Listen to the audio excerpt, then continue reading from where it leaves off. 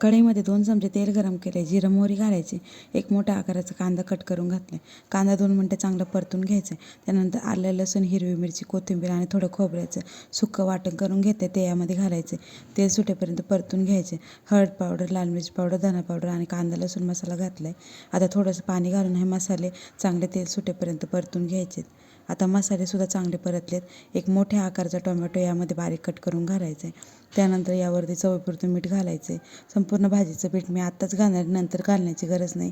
आता चांगलं मिक्स करून घेऊया. झाकण ठेवून टोमॅटो मऊ पडेपर्यंत आपण चांगले शिजवून घेऊया. आता बघू शकता टोमॅटो चांगले मऊ शिजलेत. आता यामध्ये मटकी घालायची. एक मोठी वाटी मोड आलेली मटकी घेतली. वाफून वगैरे घेण्याची अजिबात गरज नाही. ती यामध्ये घालायची आणि 1 मिनटं चांगलं परतून घ्यायचं. गरजेनुसार पाणी घालायचे आणि झाकण ठेवून 5 ते 6 मिनटं मटकी संपूर्ण शिजून घ्यायची. कोथिंबीर घालायची. मटकीची रस्सा भाजी बनवून तयार आहे.